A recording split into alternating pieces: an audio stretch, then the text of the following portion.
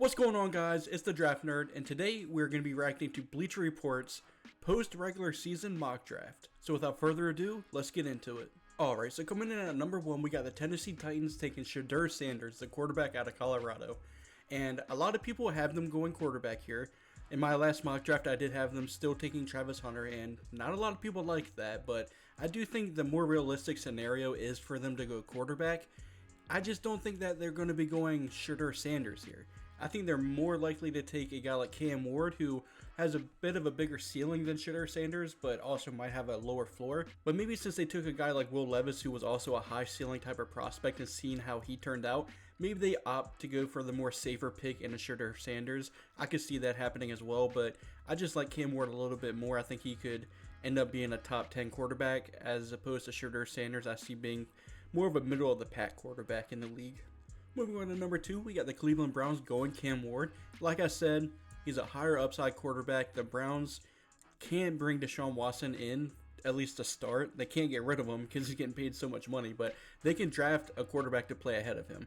Cam Ward is good enough to start day 1. If they really wanted to, they could also sign a really cheap bridge quarterback, or maybe even start Deshaun Watson for a couple games before Cam Ward eventually takes over. But, all in all, I do think the Browns do need to go quarterback here. And if, the Titans go quarterback, they just take the next one available. I do think it's somewhat likely that the top 2 picks are quarterbacks, which means that the New York Giants, who are picking at 3, will not be able to take a quarterback. And in this mock draft, they have them going Travis Hunter, the receiver slash cornerback from Colorado. They have him listed as a cornerback, and I think if the Giants miss out on the top 2 quarterbacks, Travis Hunter isn't a bad consolation prize. I mean, the Giants desperately need a cornerback 1 in that secondary. Tate Banks, maybe it was a sophomore slump, but he just did not look like a number 1 cornerback. I think if he slides over and is that number 2 cornerback alongside a guy like Travis Hunter, I think that's a better, situation for, Tate Banks and the Giants as a whole. And if you really think about it, Travis Hunter can go in on 10 to 15 offensive plays, and having Malik Neighbors and Travis Hunter lined up in the same field and in the same offense, that is absolutely scary. Now, obviously, we don't know who would be throwing him the ball if that's the case, but, that's to worry about later. Maybe they can get a Jalen Mower on the second round. I just think Travis Hunter, if the Giants don't go quarterback, is a really, really good fit for the Giants. But obviously, they really need a quarterback, and if one of those 2 quarterbacks fall, the Giants need to take them. But in this case, Travis Hunter is a really good fit as well. Moving on to number 4, we got the New England Patriots going Will Johnson, the cornerback out of Michigan. And, I love Will Johnson to death, but the Patriots need to get offensive line help. They got Christian Gonzalez in that secondary. It's not like they desperately need a cornerback 1. They might need a cornerback 2, but I don't think you got to waste a number 4 overall pick on a cornerback.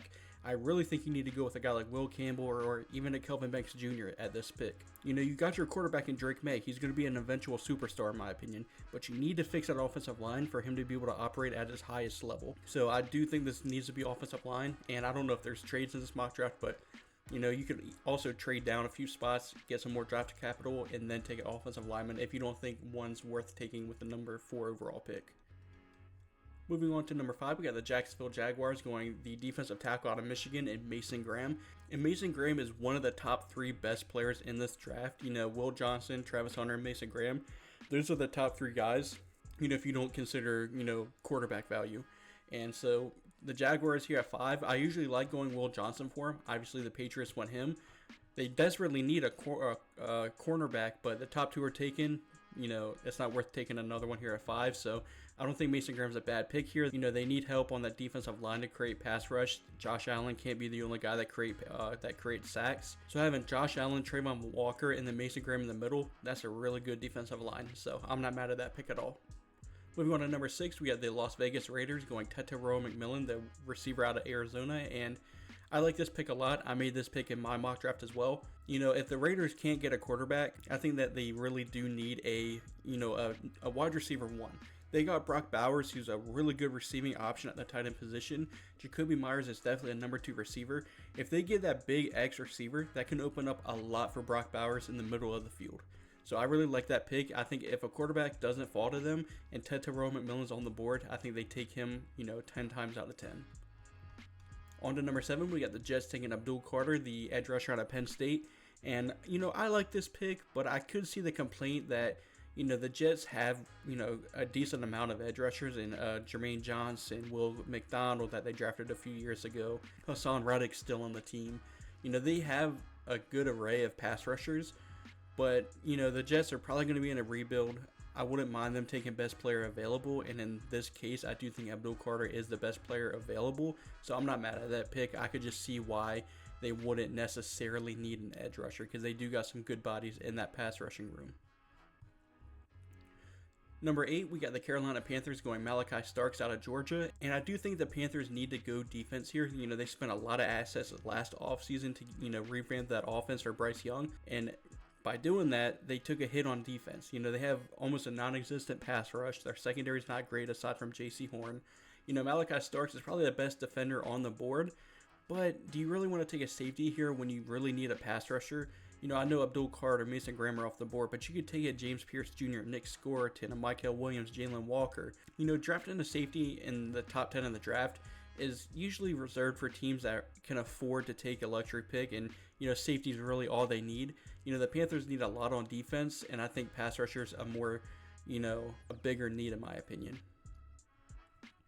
On to number 9, we got the New Orleans Saints going Nick Scoreton, the edge rusher out of Texas A&M, and most likely they're not going to be keeping Chase Young, so really all they'll have is Carl Granderson, and although he's good, I don't think he's a number 1 pass rusher. I think Nick Scoreton could, develop into a number 1 pass rusher. He's a big, strong guy who can, stop the run and rush the quarterback, so I like that pick a lot. They could also go offensive line here too, though, since, the 2 tackles, Will Campbell and Kelvin Banks, are still on the board here. Number 10, the Chicago Bears take the offensive lineman Will Campbell out of LSU, and this is a dream scenario for the Bears. They have their pick of any offensive lineman they want, whether that's a Will Campbell, a Kelvin Banks Jr., maybe an Ariante Urzuri, although I do think the top 2 are Will Campbell and Kelvin Banks. And the luxury with Will Campbell is that, they could keep him at tackle, or they could slide him into guard. I think he's a really good versatile piece on that offense. Think of a guy like Peter Skoronski from, I believe, 2 years ago. I think that's, the type of player Will Campbell is. And the Bears just need protection, whether that's guard or tackle. They just need a good blocker to protect for Caleb Williams. So I like that pick a lot. On to number 11, we got the 49ers going Jahdae Barron, the cornerback out of Texas. And I really like Jahdae Barron, but if you're going to take him here at number 1 overall, that probably means you're going to play him on the outside. And some teams might not think he's going to be able to, stay on the outside once he gets to the NFL. He started his career at Texas in the slot, and he had to move to the outside this year, and he played really, really good. But it just depends on if teams think he can play on the outside. I personally think he can, and if you're taking him here at 11, that probably means you're going to want him to play on the outside. So, I'm not mad at it, but a guy like Benjamin Morrison, if his medicals come back clean, I think he's a better player here at number 11 than Jahdae Barron. But I really like Jahdae Barron a lot. Number 12, we got the Dallas Cowboys not taking Ashton Jeanty. Finally, a mock draft where the Dallas Cowboys do not take Ashton Jeanty. And instead, they go wide receiver Emeka Egbuka out of Ohio State. And I say a lot of my mock drafts and when I do mock draft reactions that the Cowboys aren't 100% guaranteed to take a running back here at number 12. Aside from CeeDee Lamb, they have no receiving options. Jalen Tolbert did a really good job this season. But is he a wide receiver 2? Probably not. I like him a little bit more as a wide receiver 3. They need a wide receiver 2 to take some pressure off of CeeDee Lamb. And I really like Emeka Egbuka. I think this isn't a bad pick. But I like Luther Burden a little bit more. I think he's a better prospect than in Emeka Egbuka. But Emeka Egbuka is just a really solid, high floor type of player. So I'm not mad at that. I just want to bring light to the fact that the Cowboys could end up passing on Ashton Jeanty and go for a wide receiver 2 like an Emeka Egbuka or a Luther Burden. On to number 13, we got the Miami Dolphins taking Armand Membu, the offensive lineman out of Missouri. So he plays, right tackle for Missouri. I do think he's going to have to kick into guard, and that's probably why they have offensive lineman and not offensive tackle. Let's just see what they say about him. Missouri's Armand Membu quietly worked his way into one of the class's top offensive tackle prospects with the potential to be a stellar guard at the next level. So I assume they're saying to kick him into guard for Miami, and I'm a big fan of a Miami going offensive lineman. Do I think that's necessarily going to happen in real life? Probably not. They don't seem to value offensive linemen, especially if they're going to take him and move him into guard when a guy like, Kelvin Banks is still on the board, Wyatt Milam, Ariante Urzuri. There's a lot of guys on the board that I like a little bit better than Armand Membu, but I really like him as a prospect. I just think he's a bit of a day 2 prospect. So taking him here at 13, I do think would be a reach. On to 14, here we got the Indianapolis Colts going Tyler Warren, the tight end out of Penn State. And, I really like tight end to the Colts. I don't think it's their biggest need. I like going Malachi Starks here. He's obviously off the board in this mock draft, so I don't mind getting Anthony Richardson another receiving target. Michael Pittman's there. They don't really have a tight end. Jelani Woods is always hurt, so I could see this working out. But I think I would rather have Colston Loveland to the Colts. I think that's a bit of a better fit. He's more of a receiving threat as opposed to Tyler Warren, who is a really good receiving threat, but can also block. I just think the Colts would like that, athletic freak in a Colston Loveland a little bit more than a Tyler Warren, but I'm not mad at it. Atlanta Falcons here going edge rusher James Pierce Jr. out of Tennessee, and I say it all the time, the Falcons need to take a pass rusher. Best pass rusher available on the board here at 15 they need to take, and in my opinion, I do think it's James Pierce Jr. You could also go with a Jalen Walker, maybe a Michael Williams, but, I'm a big fan of James Pierce. He really turned it up towards the end of the season, and, with his athletic traits, if he just learns a little bit more on how to develop his, technique, I think he could be a really, really good edge rusher in the league one day, and I think the Falcons desperately need his help. On to 16, we got the Cardinals going edge rusher Michael Williams. Like I said, similar to a James Pierce. He's a really good edge rusher, athletic freak. Arizona Cardinals could use defensive line. They're going to have B.J. Ojulari coming back. I assume Michael Williams will play on the other side. They got Darius Robinson. That's a really, really good defensive line forming there in Arizona. I could also see them maybe going to Luther Burden here to pair alongside Marvin Harrison Jr. I could see them maybe going offensive line, especially since Kelvin Banks is still on the board, I do believe. But I'm not mad at an edge rusher pick here at all. Moving on to 17, we got the Bengals taking defensive tackle Walter Nolen out of Ole Miss, and he's really turned it up. I liked him a lot during the summer when I was first watching a bunch of prospects, and I really liked Nolen. I thought he was a first-round player, and it seemed like to the start of the season, not a lot of people were on board with that. It's good to see that they finally come around to Nolen being a first-round player, and the Bengals desperately need help on the defense, similar to a Panthers situation. They just need to take best player available on the defense because they have holes throughout that defense. I could also see them maybe going offensive line as well. Like I said, Kelvin Banks is still on the board to pair alongside Amarius Mims. I could see that as well, but they really need to fix their problem on defense, and I think Walter Nolen could, at least help with that. He's not going to fix the problem by himself, but he could definitely, help towards it. Moving on here to 18, we got the Seahawks going Kelvin Banks Jr. out of Texas, and if he falls to 18, that would really, really surprise me. I've taken him as high as number 4 overall, so, if he falls here to 18, that's a really good pick, and I like going offensive tackle for the Seahawks. Charles Cross is pretty good. Abraham Lucas is always hurt. You need to get a right tackle who is going to be more of a reliable option and isn't, injury prone in my opinion. So I like Kelvin Banks a lot. You would have to kick him over to right tackle. Sometimes that isn't the best idea. Sometimes it's a little bit harder of a transition than people might think, but as long as Kelvin Banks can make that transition, I think that's a really, really good pick here at 18. Number 19, we got the Houston Texans going Tyler Booker, the guard out of Alabama. And I just think he's fallen into day 2 of the draft. I have a hard time believing he's going to be a first-round player. If you really want to go guard for the Texans, you could take a guy like Ariante Urzuri or Wyatt Milam and kick him in the guard, because I do think they profile those guards as well. And I think they're both better prospects than Tyler Booker. And you can also go Ashton Jeanty here. He's still on the board, believe it or not. Joe Mixon's had a really, really good season, but, he's not the youngest guy. You can get Ashton Jeanty in there, split the backfield next season between him and Joe Mixon, and then have Ashton Jeanty eventually take over. Or you could go offensive line, and I just wouldn't necessarily think Tyler Booker's the best option here. On to number 20, we got the Tampa Bay Buccaneers going linebacker Jalen Walker out of Georgia, and he's more of an edge in my opinion. If I had to guess, I would say he'd be rushing the passer 60 to 70% of the time and then dropping back into coverage, 20 to 30% of the time, in my opinion. I think that's the perfect mix for a guy like Jalen Walker because, he's a bit of a tweener at Georgia. He plays linebacker, rushes the quarterback as well. I just think he's a bit better at rushing the quarterback than he is dropping back into coverage and making plays at linebacker. On the 21, we got the Denver Broncos going tight end Colston Loveland out of Michigan. And I really like this pick. The Denver Broncos could definitely use a tight end and, just another receiving option in general to go alongside Courtland Sutton. And Sean Payton really likes to utilize tight ends. Just look at his days back in New Orleans where he used Jimmy Graham. And I'm not saying Colson Loveland's a Jimmy Graham, but he's a really good receiving option at the tight end position. On to 22, we got the Pittsburgh Steelers taking Ashton Jeanty. He falls all the way to 22. I assume this means that they wouldn't be bringing back Najee Harris. And, the Steelers really utilize running backs. That's a big part of their offense. So I could see them taking Ashton Jeanty here. I think it's a good fit. I just don't know if 21 other teams are going to, pass on a guy like Ashton Jeanty. That's my only problem. But if he does fall here, that's a really good pick for the Steelers. On to the Rams, we got them taking Josh Conerly, the offensive tackle out of Oregon, and similar to a guy like Tyler Booker, I really like Conerly to start the season. He's kind of fallen out of the first round conversation in my opinion. Guys like Ariante Urzuri, Wyatt Milam, Cameron Williams, I think those guys are better options at tackle than a guy like Josh Conerly. So I don't mind the offensive tackle pick here, just not the guy I would particularly take here. I think there's at least three other guys worthy of the selection than a guy like Josh Conerly.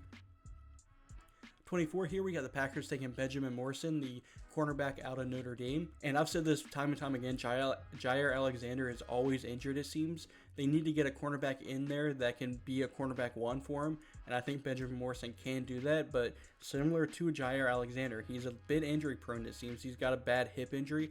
We don't necessarily know how bad it's going to be.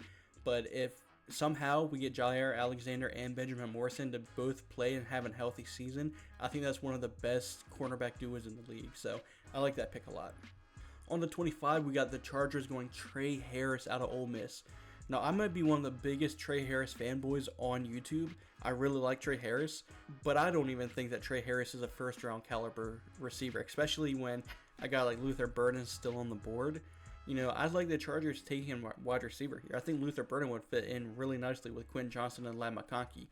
I mean, I really like Trey Harris, but when Luther Burden is still on the board, you gotta go with him instead of Trey Harris.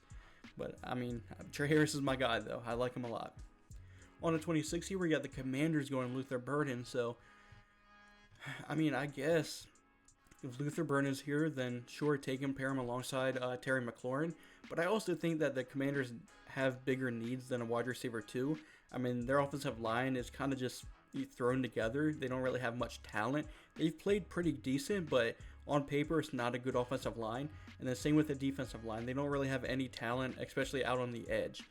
I can't remember off the top of my head any edge rushers. Mike Green's still on the board. I think Mike Green would be a good pick here, but I like Luther Burden. I don't think he should have slid all the way to 26. So, I mean, it's a good value pick. I just think there's bigger needs there in Washington.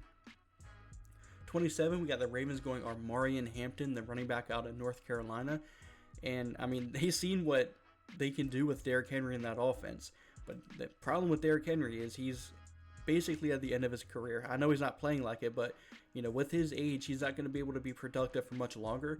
Why not get a guy very similar to Derrick Henry? I'm not going to say he's going to be Derrick Henry, but a big, powerful running back to maybe split carries with Derrick Henry next season and eventually be that guy who takes the place of Derrick Henry. I like that pick a lot. But I could also see them going offensive tackle or edge rusher here because I think those are bigger needs than running back. But I like that fit a lot. That might be, my favorite fit for Armarian Hampton. 28, we got the Vikings going Tate Ratledge, the offensive guard out of Georgia. Now, we've seen I guess this is the third guard taken. We had Tyler Booker taken to the Texans, and then we had the Dolphins going Armand Membu, who is a tackle, but they were saying to push him into guard. I don't think there's a guard worth taking in the first round, let alone three of them. I could see maybe the Vikings going cornerback here, like a Siobhan Ravel, before I see them taking a guard and a Tate Ratledge. I think they could get Tate Ratledge in the second round, maybe trade up a little bit to get him, but I don't think it's worth taking him here at 28. But he's a good player. I just think he's a day 2 player. On the 29, we have the Buffalo Bills taking Derrick Harmon, the defensive tackle out of Oregon, and they need help, especially in the trenches. Buffalo does, so getting a guy like Derrick Harmon, who had a really good season at Oregon, I like that pick a lot. I could also see them going cornerback as well, maybe a Siobhan Ravel, although I know he's probably going to fall out of the first round due to his injury and not being able to compete at the combine. Moving on to 30, we have the Eagles going Mike Green, the edge rush out of Marshall, and this is another my favorite spot for Mike Green is the Eagles because they don't need him to be productive year 1. Mike Green plays at Marshall. He dominated at Marshall, but he hasn't gone against elite level competition, but he's got all the talent in the world. A guy like Mike Green could sit behind guys like Nolan Smith and Bryce Huff and guys like that. They have a deep edge rusher rotation. Having Mike Green develop for a year or two and then become a monster, I could really see that happening. I love that fit a lot. 31, we got the Detroit Lions going Princely Umamulin, the edge rusher out of Ole Miss. And, my two biggest needs for the Lions is a wide receiver, more specifically an X receiver, because I don't think they have that, or an edge rusher to pair alongside Aiden Hutchinson. So I wouldn't mind an Elika Umanor here, but, that's my dream fit for Elika Umanor. If he's not taken here, I really like an edge rusher, and I do think Princely Umamulin is the best edge rusher on the board, so I like that fit a lot. And then rounding out this mock draft, we got the Kansas City Chiefs going offensive tackle Josh Simmons. And somehow there was a lot of really good tackles that fell to the Chiefs. They end up taking Josh Simmons. I wouldn't be mad at an Ariante Urzuri, Cameron Williams. So yeah, they have their pick of those three. Take Josh Simmons, that's fine. The Chiefs have had their struggles with offensive tackle. They tried taking Kingsley Suamatea last year, and he's kind of not worked out for him, at least not yet. He was a rookie this year, so he's got time to develop, but I could see them going offensive tackle here, and I like Josh Simmons a lot, so glad to see he made it to the first round. But that's going to do it. Let me know what you guys think of this mock draft. I think it was definitely an interesting one. Guys like Tate Ratledge was very interesting, but let me know what you guys think of it. If you liked the video, consider subscribing, and as always, I'm the Draft Nerd, and thanks for watching.